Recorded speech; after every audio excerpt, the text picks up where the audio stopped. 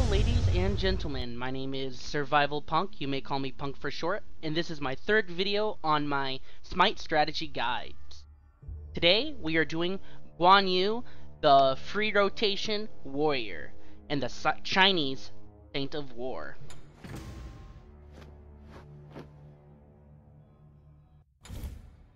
So we're gonna jump right into God Builder here, of course, and we're gonna look at what he can do. Guan Yu is a warrior, and something I would like to say about warriors is that they're pretty much like, kind of like bards in a way. If you've ever played D&D, they're essentially a jack of all trades. I mean, they don't do any magic, but they can be played like an assassin, they can be played like a tank, and they can be played as a support. It just depends on the build, and quite usually, honestly, they can be either one. They're usually built to be either one. Especially due to their base stats and what abilities they happen to have. They have a lot of diversity, and usually they have a supporty move on top of a high damage move on top of a sort of a self-buff move, kind of. Usually kind of what's going on. And they quite often have heals. For example, Guan Yu actually has a heal, which we'll get to shortly. But my point is that, like I said, they're a jack of all trades, master of none. They can be played like an assassin, they can be played like a tank, and they can be played like a support. Moving on, we're gonna look at his buff, his his passive, which is a buff to himself. It is called Painless. Guan Yu gains force of will as he takes damage. Each instance of damage he receives charges up his Conviction ability, increasing its healing by up to ×2 after 20 hits. Max heal multiplier ×2, number of hits to full charge is 20. Conviction's a good heal, but it's better for self-heal. I mean, it heals allies. 1 second. Yeah, it heals allies, and why would I even have to look? That's sad. Anyways, but it's really not that good of a passive. As passives go, it's honestly one of the weakest in the game, because all it does is buff one ability, which isn't even the best heal in the game. It's a heal, but it's not the best. I believe it affects minions as well, but I've never really noticed. But it does, like, highlight minions when you're about to activate it, so I think it does. But minions don't stand along. Minions aren't a big deal anyway, because they don't stand around for long. That being said, Painless is his passive. Not too good. Wish it was something different or better. But, it does add to his survivability. Although Conviction would have been better off. More middle road. You know what I mean? Just straight up heal, as opposed to having to build up Painless. Well, next ability is Conviction. It's obviously his heal, I already mentioned that. It's an area, affects allies, radius 30. Guan Yu's courageous leadership is infectious, and when focused, heals himself and his allies. Healing friendly gods reduces all cooldowns by 2%. Which is, a really good part of it. It's a really good part of Conviction. That's why you're going to want to wait until you have a group of allies next to you before you use it. And again, I really wish its healing capability didn't depend on Painless, because you want that straight up heal when you need it, and you don't want to end up near death in order to activate it, because 20 hits, even mid game, 20 hits is pushing it to death, and that's what you got to get for the full effect of Conviction. Which is why, again, Painless is not the best passive, not my favorite passive. But, Guan Yu still works despite it. But yeah, Conviction, really good move, buffs you and your allies, and actually reflects upon what I said earlier about bards. Warriors, or, bards don't sound very good in terms of gods, so of course I called them warriors, but bards are well known in D&D for being a jack of all trades and having magic and healing capabilities, so that reflects that end of it. His next ability is Warrior's Will. It is a dash, it affects enemies, of course, and it's physical. Well, warriors are physical damage, of course. Guan Yu charges forward, his green dragon crescent blade extended in front of him. All enemies in his path take damage and are slowed. Hitting enemy gods lowers all Guan Yu's cooldowns by 2%. Guan Yu is immune to roots, cripples, and knockups while dashing. And it does minimum 80 damage, maximum 300 damage, plus 50% of your physical power. So it's a really good move. Obviously, you're going to want it to slow down your enemies, and this is an example of what I meant by support. You see, he can kind of heal and support you with, conviction and Warrior's Will. Well, although Warrior's Will isn't a heal, what I meant by was support, because he cripples your opponents by, slowing them down. And also increases his own cooldown, which is nice. Taolu Assault, I think that's called. Taolu Assault. I don't know Chinese. Give me a break, please. Oh, I don't even know it. Guan Yu spins his blade in a controlled but furious display, slicing enemies for damage every 3 seconds for 3 seconds. Each hit steals enemy protections, giving them to Guan Yu. Guan Yu is immune to knockback for the duration. Now, obviously, this is another example of Guan Yu being, for that assassin end of being a warrior. And this is also a good example of that tank end of what I was talking about. Conviction healing you, and Taolu Assault giving you protections. You see, jack of all trade. That's what I love about Guan Yu. Which is actually making it really easy for me, because to show off a warrior, not only is he one of the free rotation warriors, which is, one of the free rotation gods, which is good, because he's the best example of a warrior, is what I was trying to say. Because it really does it doesn't really add emphasis on being a jack of all trades. It really does add emphasis of being able to do different things at once. He can support, he can tank, and he can work as an assassin. And his next ability kind of makes him capable of jungling in a way, and really good at ganking, which is Cavalry Charge. Guan Yu mounts his warhorse and charges for 4 seconds. While mounted, he can steer and attack, and is immune to crowd control. Enemies take damage and are slowed. Each hit increases damage from consecutive hits against that target by 20%. Enemies hit on the dismount are stunned. You can also cancel it to dismount early, which is a good example of high damage, a good example of support, and also adds quite a bit of mobility. Again, like I mentioned, kind of allows him to, that combined with the quick dash Warrior's Will gives you, makes him capable of actually jungling and really good at ganking. And that's the thing. So again, high damage, high area of effect. It has a support behind it. Really good example of that jack of all trades I just mentioned. So just looking at his moveset alone, you can see how he can do these different positions at once. High damage dealer, tank, support. It's very beautiful. Perfect example of a warrior, end of story. So, honestly, again, you can do whatever you want for the abilities in whichever order you want, but I do Taolu Assault first as his first ability, Warrior's Will as his second ability, and Conviction as his third ability. That way, I like to do that most of the time, because that way you have all 3 moves early on, and you get them out of the way, and then you can focus on them in order of importance, which is, for example, next move being Taolu Assault. The Taolu Assault is obviously a really good minion clearer. It's a good lane clear, so you really want that to clean up the minions, and you really want that to get those early levels, because that's really where you're going to be leveling up early, especially in Conquest, because you start at level 1 in Conquest, minions are where you're at. You don't want to jump into a combat with another god, end up getting killed and giving that other god a good head start. So yeah, good minion clear.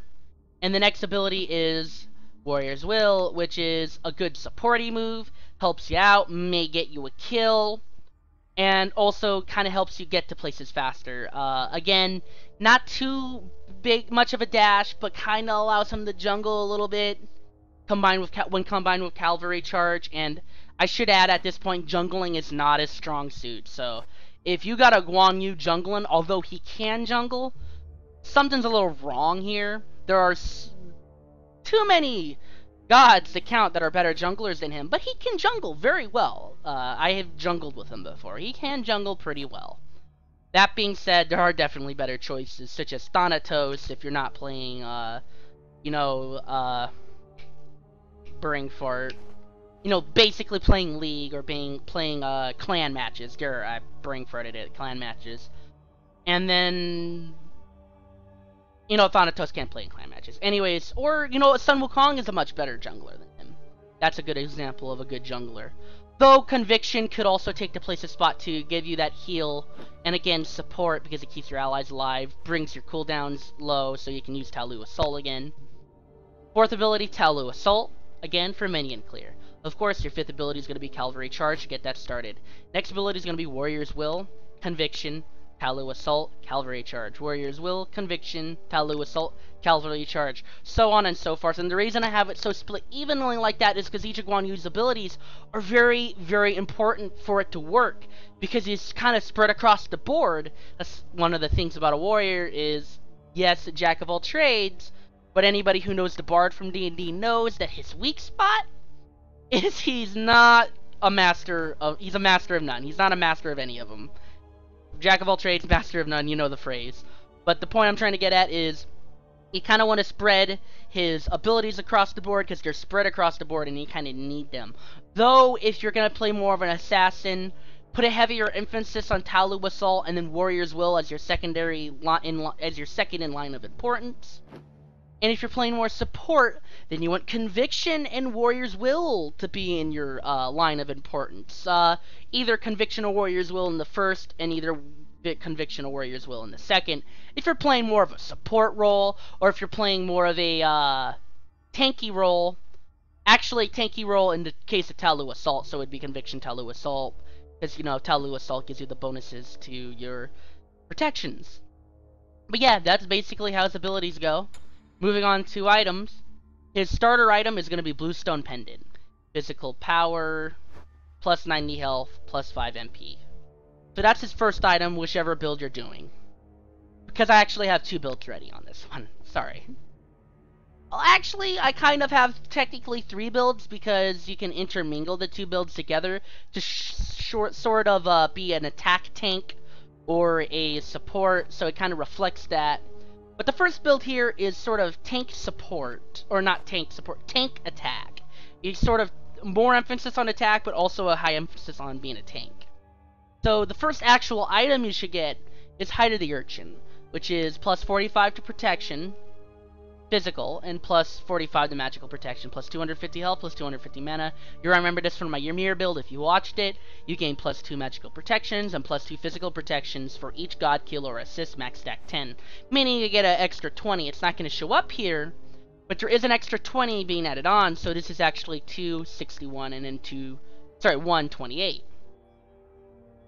Moving on, the next item is Shifter's Shield, which is going to be giving you physical power plus 40, plus 15 physical protection, plus 15 magical protection. And its passive is while over 50% health you gain plus 20 physical power, while under 50% health you gain plus 20 protections, which is really good. It kind of emphasizes on that tank damage build that we're going for, that kind of balance we want. Next item is Void Shield, which is plus 25 physical power, plus 50 physical protection. And then its passive is reduces the physical protections of enemies within 55 units by 15. I just skipped over Ruinforged Hammer. Sorry. I didn't mean to do that. I don't know how I did that. Probably didn't see it past Hide of the Urchin taking up most of the string area there. But Ruinforged Hammer is the item right here. It was supposed to be the third item you get. But again, item order doesn't matter. Item order should only, Hide of the Urchin, yes, is probably the best idea to have as your first item, so you get that bonus early on, hopefully before mid-game. But item order does not matter. You can do it in any order you want that best suits the situation and best suits how you're going to survive. But that being said, Ruinforged Hammer is plus 55 physical protection, plus 350 health, plus 15% of your physical protection is converted to physical power. Now this is a really good item, typically used on warriors, because it's really good. Well, of course it's going to be used on warriors, especially if you're playing a more tanky warrior, because it's really good to boost up your physical power while boosting up your physical protection. The last item on the agenda is the Executioner, which is plus 30 physical power, plus 25 attack speed. Because attack speed is a big part of being Guan Yu. It really is. And its basic attacks against enemy reduce your target's physical protection by 8% and an additional 6 points for 3 seconds max dex 3, which is really good when you're trying to... It's basically a stab. If you go into... not ability... What am I doing? If you go here and you actually go to penetration, it's one of the items on penetration, although it's not showing up. That just didn't prove my point. We're gonna go here. Click penetration. It's because it's on the line. I'm sorry. There, the Executioner. It shows up in penetration because its passive ability is essentially stab. Moving on, other options for this would be the Ancile. I can't pronounce that very well. Plus 20 physical power, plus 50 magical protection, plus 8% cooldown. Gives you a good cooldown to it, and gives you a boost to your magical protection, you know, making it easier for you to survive, making you a little more of a mixed tank. Because again, this is a mixed tank attack build that we're going for. You know, not really much of an emphasis on being a tank as much as being, you know, powerful. And then your other option would be Spirit Robe, which is plus 40 to both protections and plus 50% cooldown reduction. So you're trading off a little less damage for and slightly less defense for a good passive, which is you gain an additional 15% damage mitigation for 3 seconds. Whenever you are hit with a hard crowd control effect, this can only occur once every 10 seconds. And also because of the better cooldown, which you're going to be able to use your abilities better, which combined with the fact that he already gets affected cooldown by Conviction, and which was it?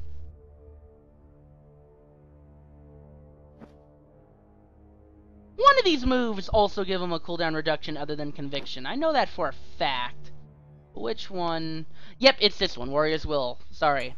That being said, next item for this build would be Magi's Blessing. This is the next optional item, which is plus 15 to both protections, plus 350 health. Now the trade-off is less protection for more health, and a passive that's really good, which is absorbs a single hard crowd control effect or root once every 45 seconds. When this occurs, the owner also receives 1 second of CC immunity crowd control, which is really good. You know, if you don't want to use beads, it's a good choice. Although beads is a good option for his actives, it's a good choice if you don't want to use beads. And then finally, let me do this. Don't know why it does that. Stone of Gaia, plus 100 health, plus 70 magical protection, plus 25 HP per second, and 10 MP per second. Regenerates 2% of your maximum health every 5 seconds. Really good for tanking out. Helps balance out your protections a little better. You know, it makes you a little bit more of a mixed tank again. Sadly, sacrifices attack, but you're going for mixed tank at this point. Another good option is, let me do this again. I hate it when it does that. Is Ninja Tabby, which is plus 20 physical power, plus 15% attack speed, plus 18% movement speed. And then finally, Quinn's Size, which is plus 30 physical power, plus 15% attack speed. On basic attack hits, deal physical damage equal to 4% of the target's maximum health. This only affects gods. That's a good attack item right there. Also affects your attack speed. And keep in mind, you can basically get rid of the attack items. You know, go for Stone of Gaia. And remember, Bluestone Pendant is unnecessary for the final effect of the build. So this would be an example of an end build right here, which should be more of a focus on being a tank, being a mixed tank, which is mostly physical protection, but still over 200 protection on both protections and a really decent health and a really good health and health regeneration. But that's the idea with this first build. But now if we go down, this is more of an assassin style build, or fuck that, because up here only reflects being a tank, kind of being a mixed tank, half fighting, half more warrior-like basically, and also being a support. Because again, you could also change any of these for one of the aura items. If I go over to aura real quick, where are you, aura? There you are, aura. You could get Mystical Mail, plus 40 damage per second. There's Witchblade, which will help you in protection-wise, which is also equivalent of damage with Ruinforged Hammer. All allies within 55 units have their attack speed reduced. Then there's Sovereignty, which affects the, healing of allies. This affects the healing of allies. This decreases the healing of enemies. Ruin Shield, all enemies within range, 55 units have their magical power reduced by 50. So 1, 2, 3 of these make you a lot more supporty. Though that's probably not the best choice for Guan Yu. His best optimal build would be either an assassin type build or a tank type build. But again, you can play him a lot more supporty. But moving on, for a let me turn all these off. Blah blah blah. You can have more of an assassin build, and although assassins are typically better off with, actual crit items, that's not what I have down here, but do keep in mind that the final 2 items can be replaced with any of the other crit items. That being said, the first item on the agenda, past Bluestone Pendant, would be Ninja Tabby, which is plus 20 physical power, plus 18% movement speed, plus 15% attack speed. It's a really good beginner item. It's actually, when you go into Arena or a Joust, you start with, 1,500 gold. You can get it right off the bat, which is awesome. So you get plus 20 attack power, plus 15% attack speed, and plus 18% movement speed. How can you go wrong with that? In and out of combat slightly faster. You might even get a kill really early on. Then there's the Ashi. I hope I'm pronouncing that right. 15% physical lifesteal, plus 30% attack speed, and then plus 15 physical penetration. Also keep in mind up here, lifesteal items aren't a bad idea for the final 1 or 2 items, just because lifesteal in itself can be an effective for staying power, just because you're healing so much. But it's better off for a high damage build that can utilize the lifesteal percentage better. So that's the second item on my list here for the assassin style build. The Executioner is the next one. You already know what that does. Plus 30 power, plus 25 attack speed. Passive essentially gives you more penetration for better stab and such. Devourer's Gauntlet. Now, I didn't really mention it much on my Neath video, but I do have a annotation in it explaining that a good choice would be Devourer's Gauntlet, which is plus 30 physical power, plus 10% physical lifesteal. And then its passive is permanently gain plus 5 physical power, and plus 20, permanently gain plus 0.5 physical power, sorry, got a little tongue-tied there, and plus 0.25% physical lifesteal per stack, and receive 5 stacks per god kill, 1 stack per minion kill, max stack of 60.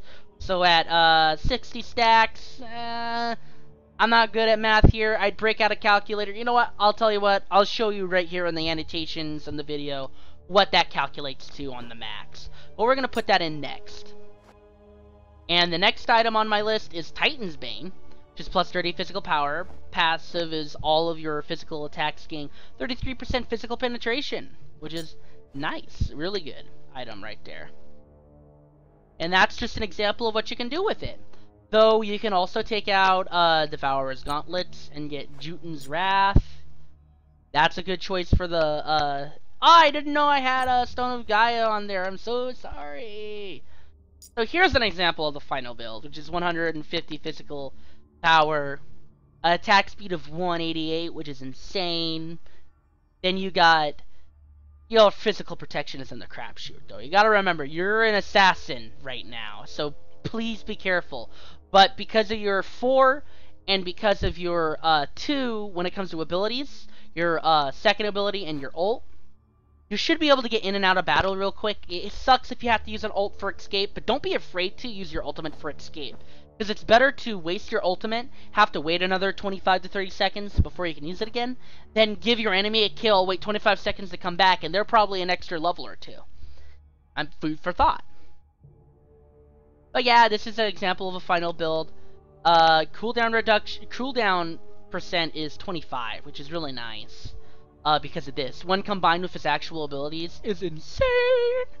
It is really impressive how his cooldown works at that point. So another example for an item would be the Crusher, which will be plus 20 physical penetration. Yeah, it's more physical penetration. And is it more power? No, it's the same amount of power. But you lose the mana and you lose the cooldown reduction. But in turn, you gain bonuses to attack speed when attacking towers and phoenixes. So it's a good. So like if you want to tower dive, like there's no one there, clear the minions, tower dive, get some damage in on the tower. You can probably single a tower really easily as long as no one comes in to gank you or kill you before you can have a solid escape.